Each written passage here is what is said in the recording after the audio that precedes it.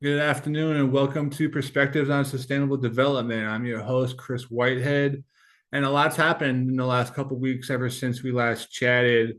I started up my own consulting company, my own LLC, so I'm very excited about all of that. It's been going very well, and just wanted to thank everybody for the outpouring of support that I've gotten over this time.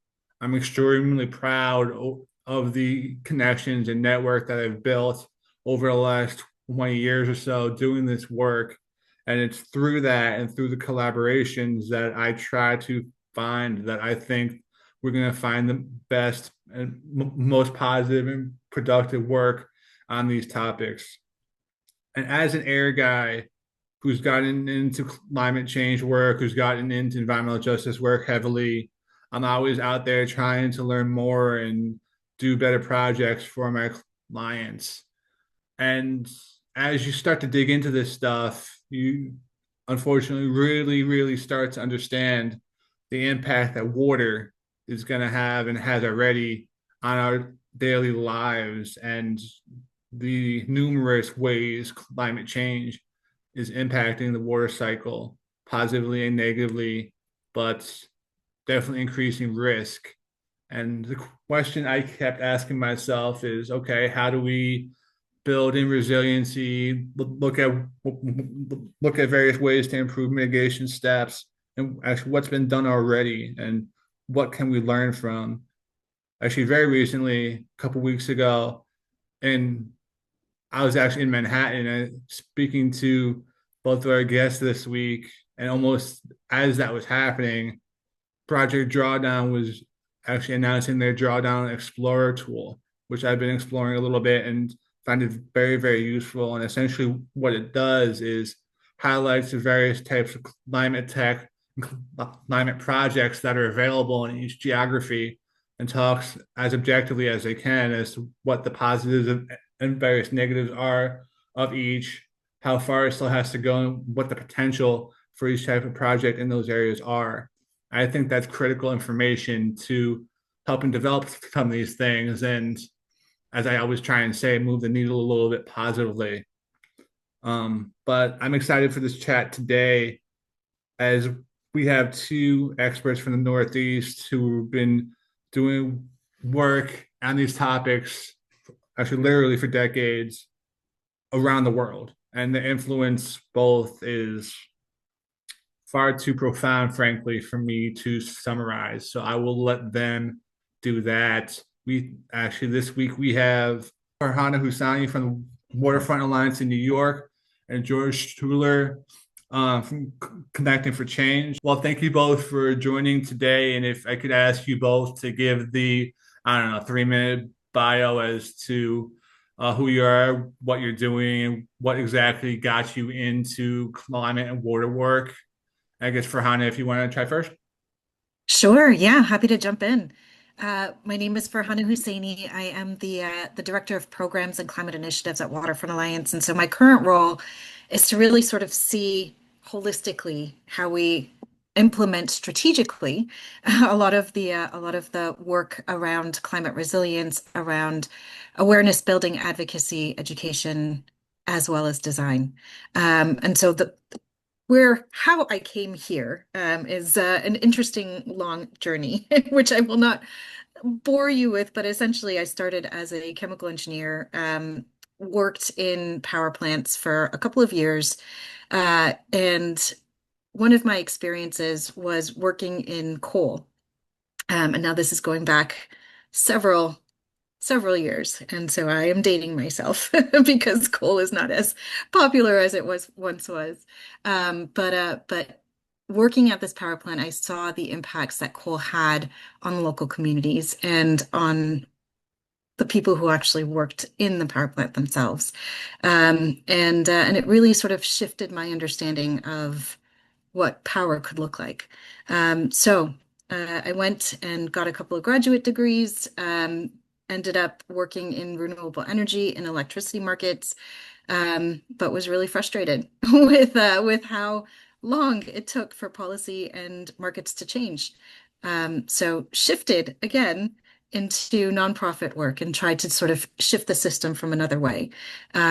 Worked in education, worked in awareness building, um, but then started to see the intense impacts that water, especially, was having on communities around the world, and the most vulnerable were unfortunately women and children.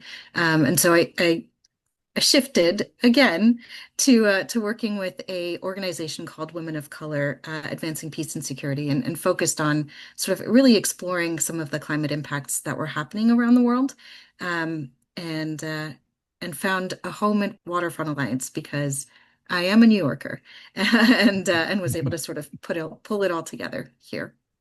That's great. And actually, a lot of that hit home with me too. There's a couple parallels both of us have. Obviously, industrial background, but also I was lucky to be mentored by someone who had been a consultant even at that time. I probably told this story on here before 100 times, but at that time for 45 years, and he was the first person to put emission controls on coal-fired power plants in Michigan. And that was back in 1968, I think. So it shows you how far we've come, but I agree there's unfortunately still a lot still left to do. So, Farhana, thank you for that. George? So I'm George Schuler, and I'm a co-founder of Connecting for Change, which is my own company with a former Nature Conservancy colleague and data scientist. And the work we do now is kind of a distillation of a long journey. But in essence, um, my colleague and I worked in with collaboration in the water sector for probably for a combined half a century, and realized that knocking on doors and those ordinary conversations was a really slow kind of hit or miss way to kind of begin partnerships, coalitions, find donors, whatever it was. And I think this goes beyond the water sector, but that was our kind of our home space. And so we had encountered several tools that could start making collaboration and partnerships and movement building a little more data driven, or at least their strategies could be more data informed. And so that's the work that we do now around nonprofits and companies that work on SDG issues and helping them develop their strategies. How I got here, like for Hana, is a long story. But in the water sector, whenever the water tribe gets together, we have kind of a very tribal greeting, which is, did you find water or did water find you? And people come from both sides of that answer spectrum. And for me, it's a little bit of both. And so I started more than 30 years ago with the Nature Conservancy, hired to do a water job, to be a director of a watershed program at a time when the Nature Conservancy was moving from rare species and nature preserves to large landscape features and communities of biodiversity. And I think it was a mistake that they hired me as a water person. It was a river project. That was kind of what they were told they needed. But my local office was really interested because they saw it as a rural sustainable agriculture problem. And I had grown up on a farm and I had done some farm research. And so they're like, oh, he'll just do that. What they didn't realize was that water had sneaked into my background as an undergrad and as a graduate student. And so I was fully prepared, though not knowing that I was a water person. So I worked for 30 years nearly with the Nature Conservancy, working at a variety of scales, both at the watershed scale, international development in India and Indonesia and China, always based in New York. So it became this really virtuous cycle of the things that I would learn and do on my own landscape or with our partners domestically or across the Northeast was always something I could take to my gig wherever it sent me and kind of stress test. Do these do people act this way everywhere? Does this ecological model hold? And it was this real educational process that allowed me to start to realize that maybe it's not always science data that creates the answer. Maybe there's something about people here. And then maybe the tools we have are not the ones we really need moving forward. And so my team would always do oddball stuff like, hey, instead of using sticky notes to facilitate something, let's build a board game. And so we built board games. We tried imaging sonar to count fish. We built digital twins where we use game engines so people could intuitively see information without having to understand the science behind it. Um, We had leadership training programs. And we would try these things all over the world. It was this really interesting environment. And then I moved into the corporate water stewardship area with the CEO Water Mandate, and working with the UN Global Compact, and kind of bringing that to what is happening with companies and their partnerships with nonprofits and governments around water stewardship at basin scales.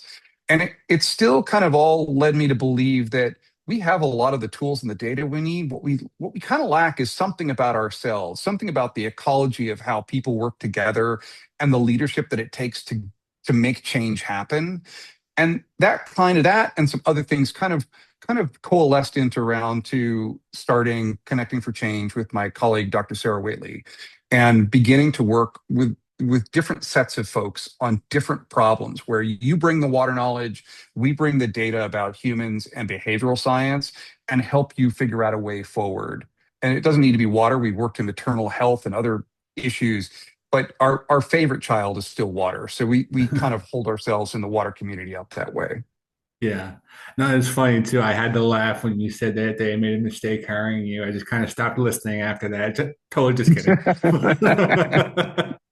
I think it's interesting too that you both come from an educational component here in a lot of levels. And as you're both talking, a thought popped into my head here about the natural benefits of the water cycle for 1,000 different reasons, health benefits, promoting biodiversity, et cetera, et cetera. But then also, unfortunately, the dangers of water now that the system, because of climate change, is largely out of whack. I don't know if you guys have any thoughts on that, and does that resonate with the work that you're currently up to now? For me, at least, there are kind of two things that resonates. One is I don't know that I would be the scientist, practitioner, conceptual thinker that I am now if I hadn't started in water, because water kind of goes in so many different directions, literally and metaphorically. Um, and so that's one piece. The other piece that continually frustrated me when I was doing water science, it was quite clear. You could see peak flows in river systems in the Northeast moving later in the spring. And it was one of those things you could see in the data, but 100 years of human behavior kind of couldn't accept that. And so we were still engineering things, or even if it was fish and wildlife management policies, we were still expecting things to happen a certain time of year. And so it was like the alarm bell was ringing about there's changes in this system fundamentally that have probably deeper roots than we can understand right now. And we should be start to have those discussions. And it was like we can see it in the data. And we're like, but wait a second. And so this danger was kind of creeping up on us. And now we see it everywhere. And that's only in the span of 20 years, 10 years. And so it is this alarming thing. And I think water in particular is kind of suffers from its if people don't think about water a lot for a variety of reasons. That's an entirely different podcast, but it's not front stage unless you don't have enough to drink, or it's flooding your basement or your street. And I think that hinders our understanding of like that as a system and how it touches our lives and touches everything else around us, even while the alarm bells are ringing, because not everybody is hearing them. I appreciate that, George, because one of the things that we've been sort of playing with this idea of how do we build that awareness, right? How do we build that connection back to water? We are water people. We've always been water people. Our cities are built on coasts, right? We've had maritime as a part of our background for so many generations. Um, the reason why we've been so disconnected is our sort of behavioral want to control a lot of what water does. And I think one of the things that we've been trying to do is just build that connection back. If we can start to understand what it means to live with water, both and in a both for understanding its awe and having a deep appreciation for living on the coastline and just being able to see water and participate in water through recreational activities, through stewardship, through just the actual touch of water.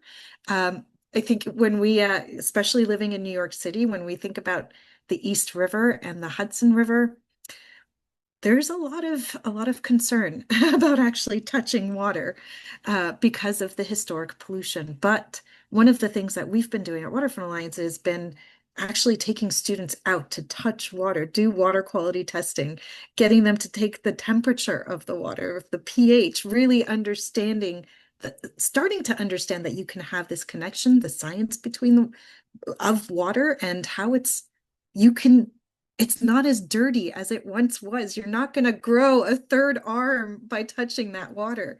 So the starting point is appreciating the water and building that connection back. And then the end point is now, okay, you understand that water is important and that there can be love that's been cultivated for that water.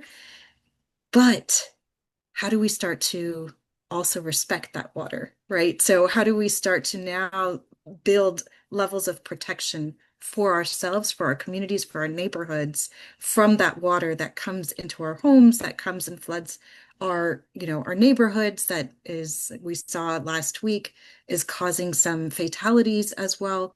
What are some of the things that we can do in our city, especially in New York City, to both appreciate water as well as to sort of have that other lens of protecting ourselves against that water too. But I think in that appreciation, it's understanding the dangers of the water. And so that's the piece that we're trying to sort of fill in as well. Yeah, So no, appreciate that.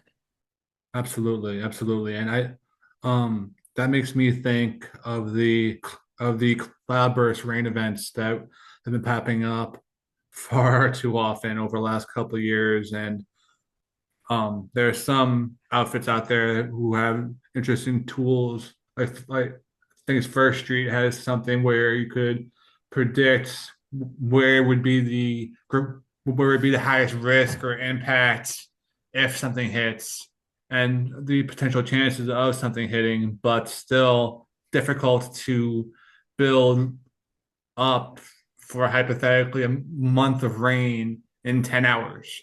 I don't know anywhere in the world who's ready to handle something like that right now, but we're seeing things pop up more and more. I'm not saying a single project can ever be enough to handle something like that, but um, actually, Farhana, thinking about the southern end of Manhattan right now. The name of the project is escaping me, but I know they're converting part of that land to a large park now, just in part to handle flooding, right?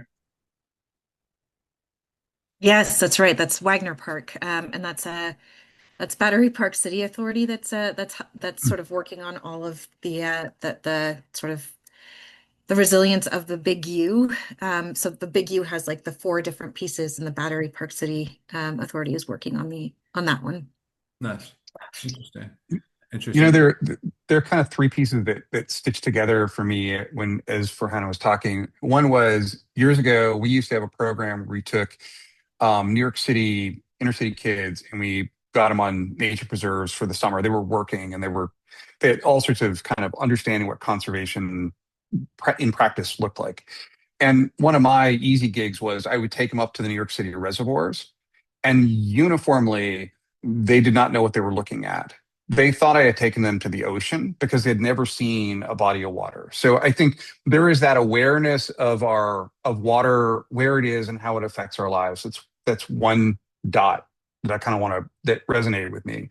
Because it's not the only time that kind of conversation has happened. The other is that the time from when the Hudson River, for example, or I'm from Ohio, so the Cuyahoga River being on fire. But the time from when the Hudson River was classified as an open sewer to this point, post Clean Water Act, has been, a generation or more. And we are still influenced by that trauma. I live across from Beacon, New York, and they have a river pool, and there is this unnatural fear of like touching the Hudson River water, even going at the boat launch if you're not someone who kind of is in it. And so that almost generational trauma around what the dangers of water kind of outlast the memory of people who were living in it and being in it. And then, the other piece is this, what do we do about it? And there was a time period when I worked for the Nature Conservancy where when there was a flood in the Catskills, a congressman would call me and I would be part of the flood tour. And I remember very clearly going to a community where, on the banks of the Delaware River, they had been hit really hard. And they were really upset because their new community center, where they had just laid a fancy new ballroom dance floor, was had been flooded and destroyed. And that got all the attention. But as I was walking around the property, I was asking some of the older members of the community, well, what was here before? And they said nothing. I said, what was here back in the last giant flood, like in the 50s? Nothing, except for that pool. And I noticed there was a concrete pool with no structures at grade level, something that could withstand and be dug out after any flood event. But they had known from the data, they didn't have the websites and the models, but they had the empirical data of generations of knowing where the water came on average and having the sense in the community not to build something delicate and new there. And I think and it's not that it's the alarmist nature of trauma, but it is we're in the middle of this. What can we build and not build, or do and not do, that allows us to exist within the limits of water and surge and those things? And I think that we kind of need to get to that place again. And I worry that we have enough tools and data, or not maybe enough, but we have lots. It's something more, and I think that something more is happening in New York City with the leadership and the coalition of groups like Waterfront Alliance and others that are starting we are in the middle of this. What do we do that allows us to live in the middle of this and be resilient when something happens, and resistant to the things that we can be resistant to? Okay, interesting. Up until now, we've talked a lot about the education component and the impact that various tools can have. Can each of you speak a little bit about a project you're currently working on, or potentially just finished up? What it was dealing with as far as climate resiliency? What were the potential benefits you were trying to go after? And any tools that might have helped you along the way. I know that's a very long question, but anything you might be able to share, because I'm thinking that um, if we're going to try to inspire more of these types of projects around the country and around the world, it could help to hear from a few people who have done this. I can jump in largely because it goes to George's last point of water wants to go where it's always been. Yeah. And I think one of the things that we have been thinking about is, how much has New York City, for example, and I'm sure many other cities, especially in George's example, how much has what New York City been built over creeks, over, small riverines, and it's so much. And that's why we're experiencing so much flooding that's happening all over the city, because water wants to go where it's always been. And I think what this has sort of led us to is really exploring one particular park. Um, this park, the reason why we focused on this park was adjacent to this park during Hurricane Ida, there were several deaths that happened in basement apartments. Um, this this was one of the first times that we saw significant flooding that wasn't along the coastline. So I'm talking about the Flushing Meadows Corona Park. Flushing Meadows Corona Park was a park that was inundated with significant amount of flooding a couple of years ago. So much so, not only did the neighborhoods around that area get hit very hard by significant amounts of flooding. One of the tenants was New York Hall of Science, and their entire basement was closed for over 2 years. You'll still to this day you'll see these flood barriers. We actually can't enter from the main entrance anymore. You'll see these flood barriers around the main entrance because it has been hit so hard and it continues to be. The reason why this park is so important was because it was built over a creek. And so, during the Robert Moses time, they for the World's Fair, they actually sort of did a little bit of building over the Flushing Meadows Creek that unfortunately is now flowing underground. And there's two parts of the park where you'll sort of see that there's the creek comes up and goes down through pipes and comes back out again. And for over 2 years, we worked with New York City Parks, as well as Congressman Meng, to really start to investigate what are some of the resilience efforts that we can do for this park. So we did this study. We looked at where the water was flowing, what it was before, what it is today.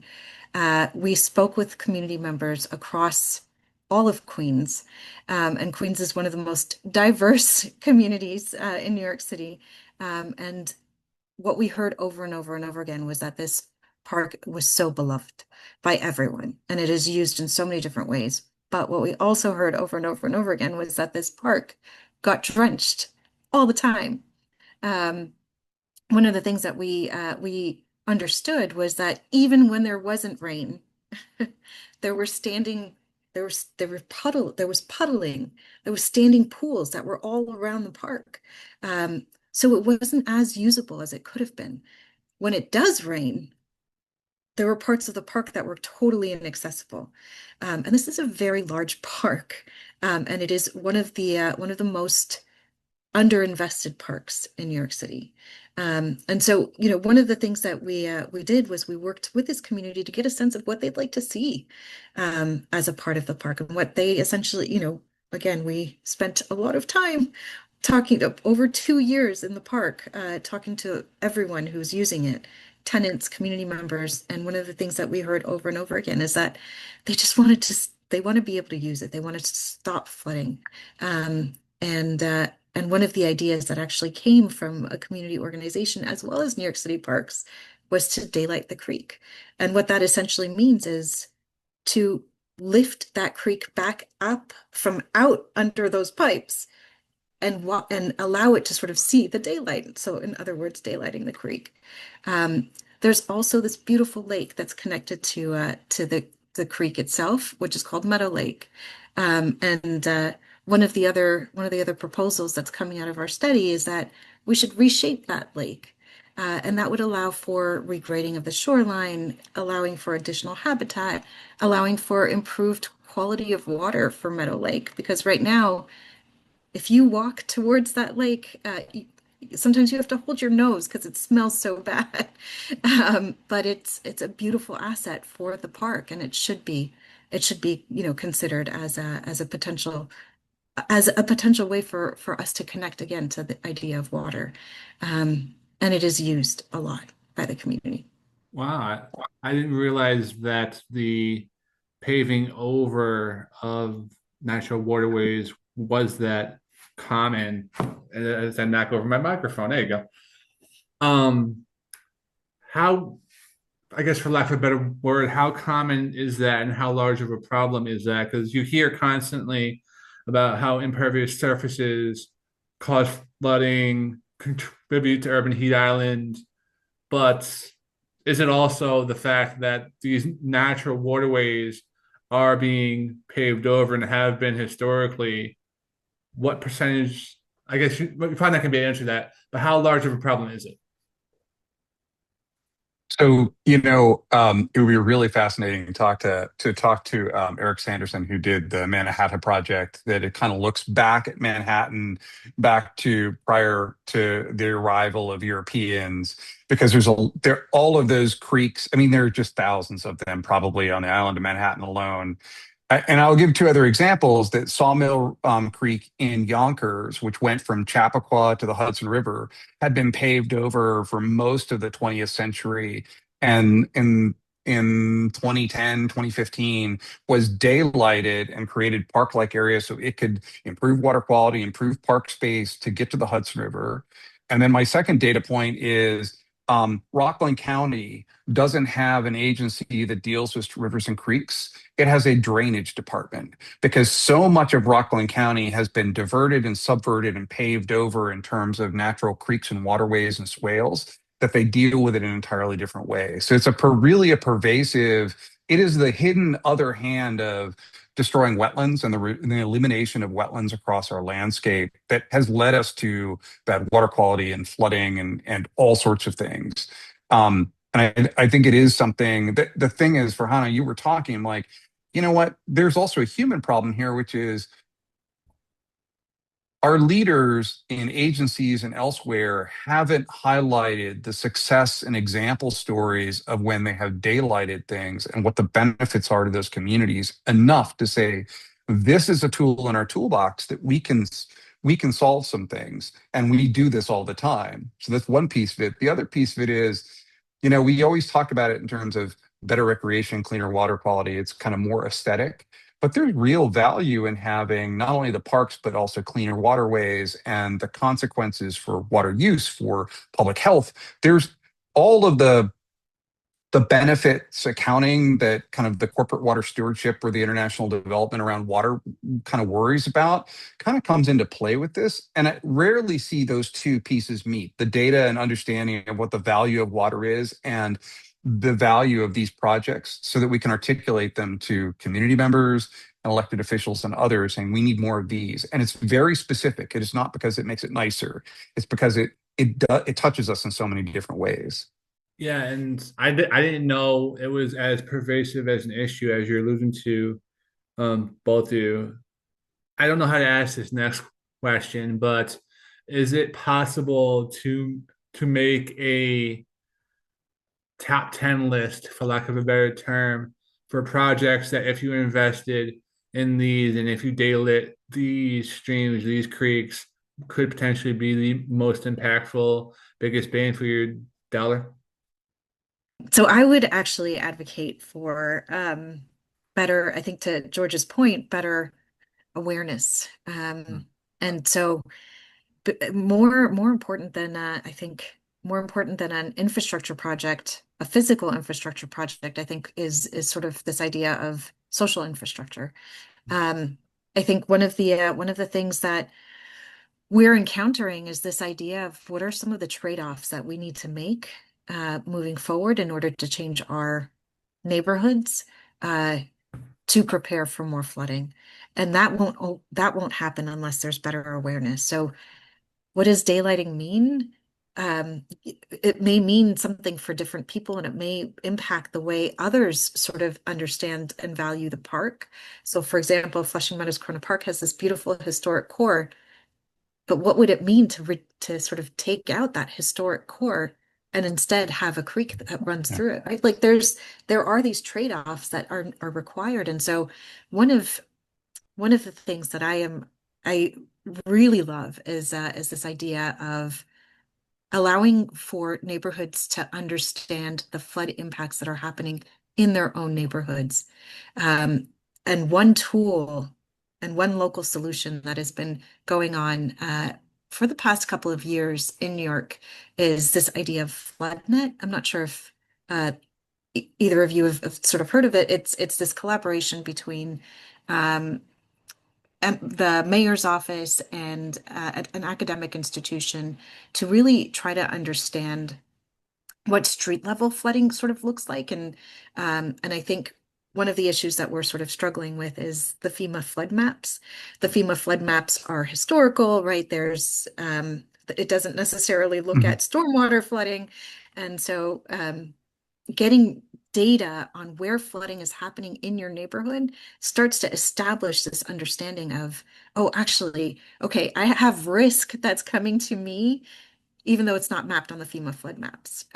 So if, for example, last week during the cloudburst event on October 30th, there were FloodNet sensors that were put in the neighborhood where there was unfortunately a death because of flooding in the basement apartment. And you could see from that FloodNet sensor that there was significant amount of flooding. But if you map that neighborhood to the FEMA flood maps, there was no flood risk. And so what I would love is additional funding to go to FloodNet, because right now they only have 250 sensors that are deployed citywide.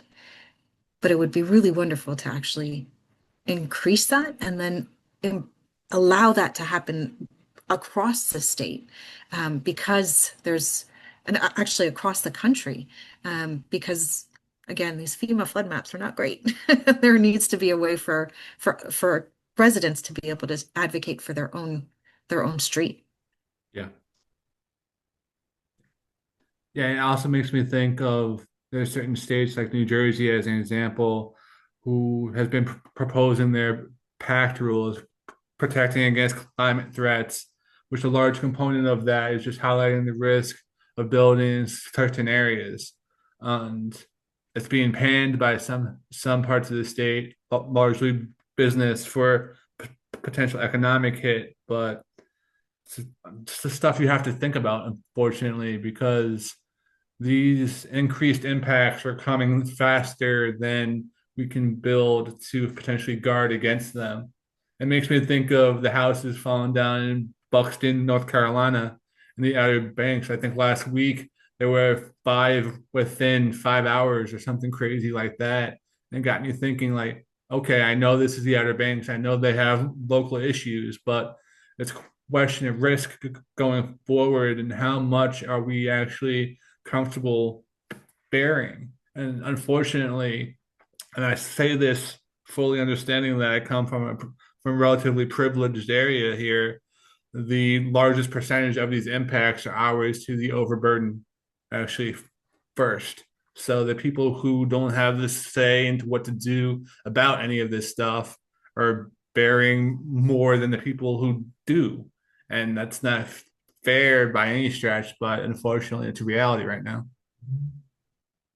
You know, there there have been a number of times when I worked in New York that it's always surprised me that the question of what is the risk or pressure or concern that a community or a neighborhood feels, or what do they value, is not part of the conversation about what do we do about this water feature. And I remember there was a conversation, it's like the Bronx River or something. And the community said, we'd love to use it. We'd love to be able to go down and fish it. And there were all the NGOs were touting that the water quality was not as bad as you thought, and there were oysters in it, and all sorts of weird things cool things were happening, but the community couldn't access it in any way or really take advantage of it, much less have the infrastructure to. And I have this creeping feeling where those organizations and institutions with the resources to do exactly what Furhana is talking about, or to create that top 10 list of infrastructure projects that has multiple benefits, are are disconnected from where the real concern and interest and decisions need to happen, which is at a far more local level. And so, and I don't know how you solve that, but you know, as you were talking about the risk of water in a company, or in a community, I can think of, I've worked on projects where we've looked at different ways of modeling rainfall and flood risk and stream flow, which are not that expensive. We're just not connected to that. And then there are organizations who are like, I could do that, but my priorities are over here where it's we like it, or there's a donor, or whatever it is. And so there's a mismatch between what we really need and the institutions and the incentives that we have, which are apart from government incentives. It's really about the civil incentives and how we work together. And but I do think that Farhana's right, that are focusing, they're the biggest bang for the buck could be giving communities the risk and benefit information in a way that they need it to make their own decisions about what's valuable to us here, what's really frightening and damaging to us here, and what can we do about it, and how do we access the resources to do that, human, funding, political, whatever. Yeah, no, I agree. And that outreach component is critical. And that, George, I loved when you were talking before about the board games that you built and the various creative ways you try to connect with folks. Because I think it's a fallacy that is heard far too often, an assumption rather, that these communities are all the same and the same model for outreach is going to work across the board. It just isn't. So I like that type of outside the box. I guess bad pun there because we're talking about a board game, but outside the box thinking. So I'm gonna ask a heavy question now, though, and it's kind of a bit of a straw man. But on these topics, what sort of a trajectory are we on currently within this country, especially given I don't want this to go all into politics, but the federal government obviously made a choice to go away from almost all climate programs and environmental justice programs and just go down the list. How much of an impact has that had on the potential trajectory where we could have been on this? Um, I mean, it's not been great. I think, I think one of the things that that we've been sort of, I think, hurt the most by is just the cuts to funding. Yeah.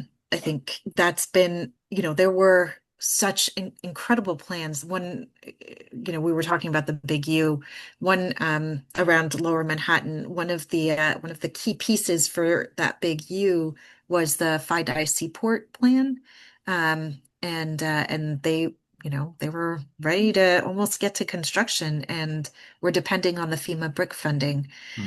And unfortunately, that got canceled. And so you can imagine that, it's not the Big U anymore, and water will, God forbid, there's another coastal storm that it was as bad as Hurricane Sandy and hits Lower Manhattan.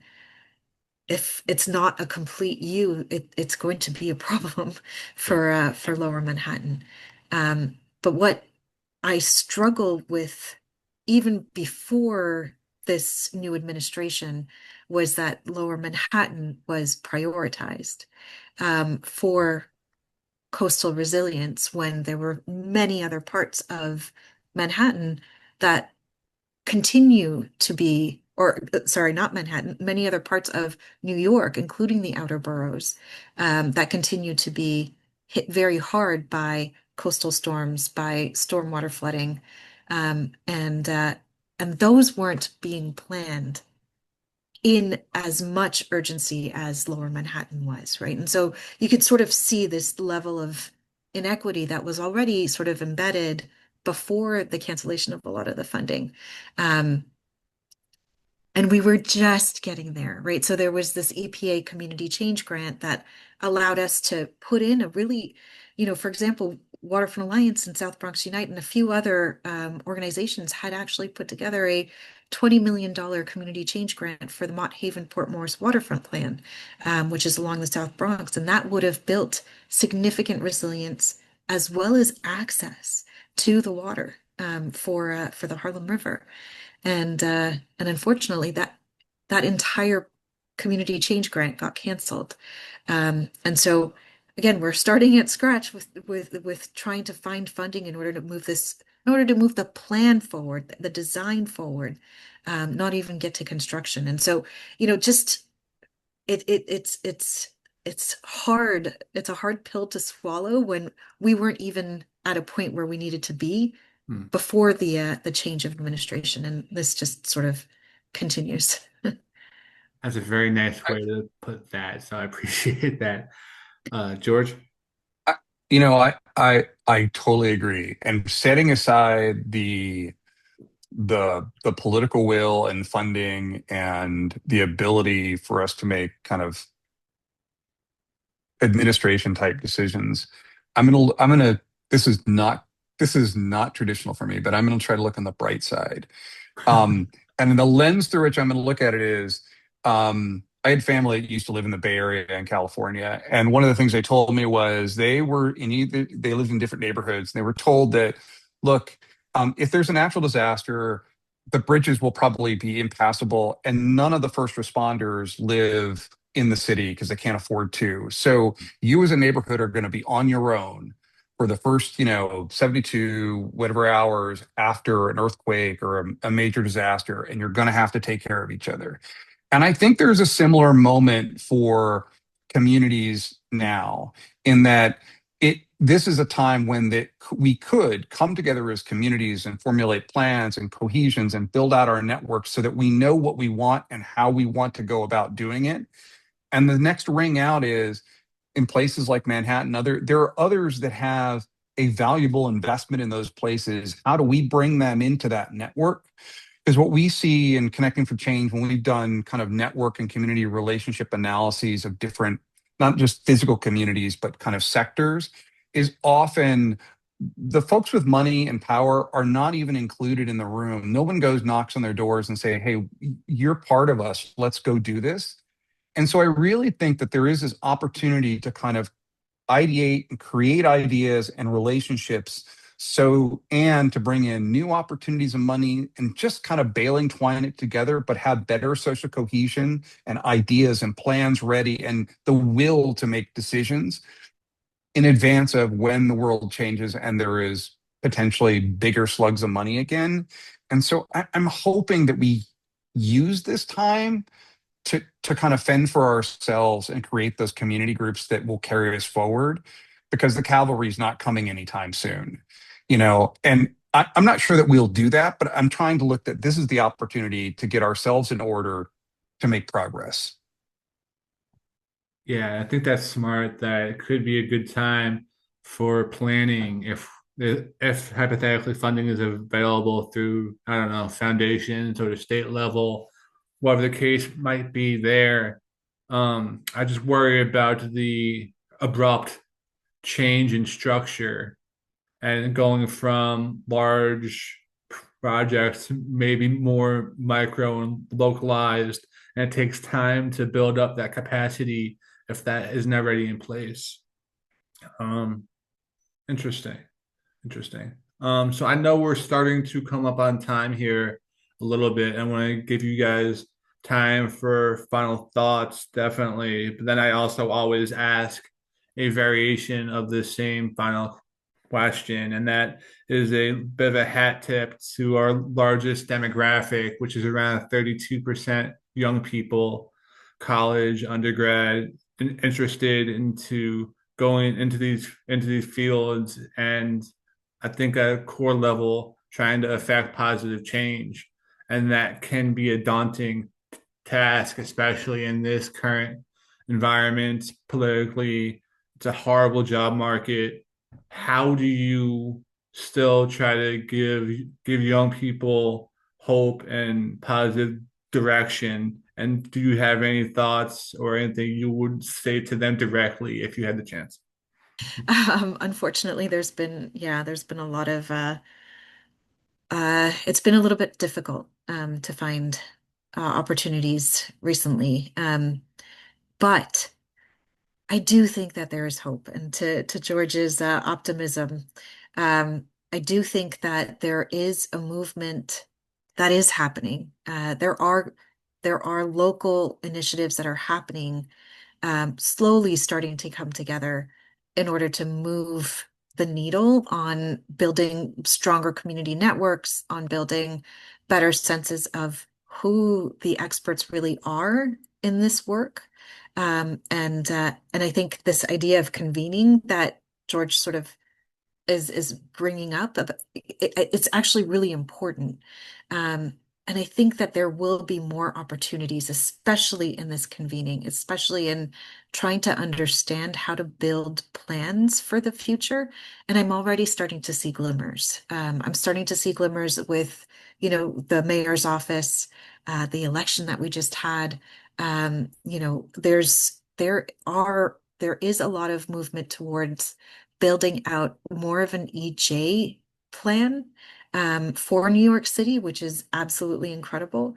There will be some announcements made very soon, which again, if the plans are there, I do think that money will open up and capacity will come. And so there'll be a need in the future. Awesome, George. I think that I would tell, I'm nearly the opposite demographic. I am no longer young, and I'm no longer the kind of a key member of that next generation that will move things forward. That certainly doesn't look like me. Um, but I would say that now is the time to do what you can with what you got. And so I think that there are a lot of young people who, when you say, get involved in an organization or a movement or something in your community, they might have something going on in their mind like, well, what do I do? What do I like? What do I bring to the table? I'm just so and so. I'm not a good speaker. I'm not anything. But you might be really good at coming up with slogans. You might be a good writer. You might be a good person to go door to door. You might be something that movement or that issue needs, even if it's a small piece. And in doing so, you will learn a lot about working with other people. And we're learning to work in movements, and you will make connections with people who can lead you to the next step, or you can help connect people. And I think that learning mindset and then leaning in with whatever you have, good storyteller, you babysit, really, whatever it is, find a place that you plug in, because that's the ticket to start learning more. And then I would also say that as a companion to that is there are lots of youth climate movement organizations or youth organizations for X, Y, or Z. And I would start to plug into the one that is closest to represents you, because again, those are networks of professionals and the next generation of leaders, which is where you want to sit. But you need a lot to learn, a lot and make a lot of friends along the way. And now's that moment. You can help now. And if you tool yourself right, you are going to be a big help when it really matters, when you're at the front of the line. And I think we forget that, because when I work with kids, they're like, well, I know some things, but not everything, or I'm only good at this, or I don't know how to do this. And the the barrier isn't that. The barrier is, what do you bring to the table and how do you use that to help others? And I think that that's what I would encourage people, and just to learn as much as you can along that way, because you're going to use it later. And now's the time to learn it, when you're not worrying about it. There's so many other things that will happen later in life that will preclude you from gaining new tools and new skills and new relationships and new opportunities. And now you can kind of make your own. And kind of that's how I might frame it. I think that's great, but I'm gonna do something a little bit outside the box here because I forgot to ask you guys about something that I really wanted to. So we could do an entire podcast on this next topic. I'm gonna ask you both to answer in just a couple of minutes the impact on water that artificial intelligence and data center build out is going to have. A lot of people understand the energy impacts and the incredible vast amount of energy each data center uses, but for some reason the water use doesn't get talked about enough. And a term you hear a lot, and I've heard a lot recently, is that each data center is talking about bringing their own energy, which if they can do, great. Hopefully it's as clean as it can be. They can't bring their own water. You can't really get around that. So I wonder if you guys have any what thoughts on that. Um, I think this is part of a larger issue with, I mean, now it's artificial intelligence, but I really think about how technology interacts with water.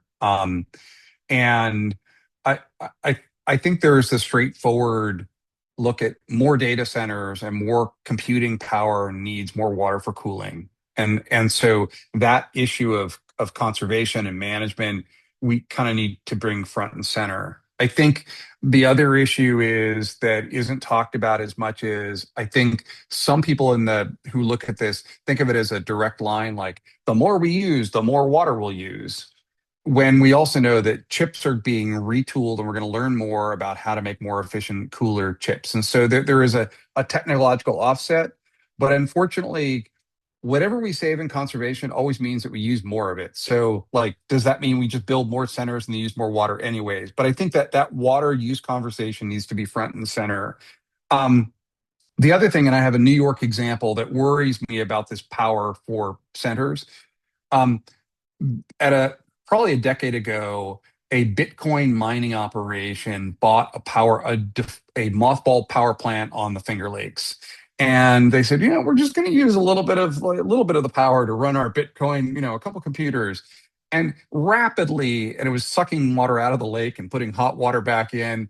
And rapidly, it went from kind of an experimental size thing to like $100 million a year enterprise. And they were talking about expanding the power plant.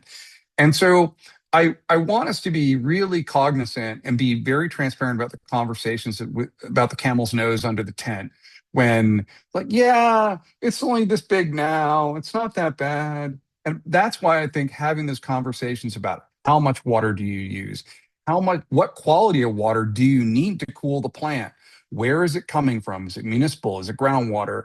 Those need to be very transparent conversations for communities to say, wow, you're tapping into our municipal water supply, or you're adjacent to our wells that are our backup water supply, and there's going to be drawdown. Like those nuanced but engineering type questions and decisions need to be kind of had very publicly, instead of what happened in New York, which was it happened, nobody knew about it. So we wrote a case study in the Nature Conservancy about it. Just all of a sudden, next thing you know, lots of water, hot water going into the lake and lots of water being used. And nobody had the chance to kind of publicly comment on it and understand the decision the community was making. So that's kind of where I would go. It's a big concern, and I think that we're running around with like waving our hands and not really digging into it. Of like, let's start working together and have this conversation about a specific place and what this looks like and what the future of water use is with respect to certain types of data centers, and be much more kind of on the ball about it. Absolutely. I think people see the economic benefits here and haven't really gotten to the other points. I'd say it like that. Furhana? George did a really good job of sort of talking about the impacts to data centers. I would go even further and just sort of say, water is a system, Yeah, and beyond sort of the data center itself takes up a lot of energy and it has a lot of need for water, but the energy itself will that sucking up of energy will also impact a lot of our communities and a lot of the people that live in and around the water systems. And that will impact a lot of our water use as well. So good point. brownouts, blackouts, like, all of these things will require a lot of impacts to water too. And I think that's something that we should also be considering, is that the unintended consequences to incredible energy use as well. Awesome. Well, thank you both. I think that's a great spot to end for today. I enjoyed this and I know I learned a lot, and hope everyone listening here today did as well. And if you don't already follow us, we're available on Spotify, YouTube, Apple, and like 13 podcast platforms I always forget. So basically, if you look, you'll find us. And I always appreciate the comments we get from doing this. We do this as a free educational program for everybody because we think these issues matter, and we think arming yourself with objective info from the some of the best out there and these topics will only be helpful as we go forward. So I just want to extend my gratitude to everyone who participates in this program, and of course for you guys joining us here today. So thank you very much. Thanks so much for having us. Thank you.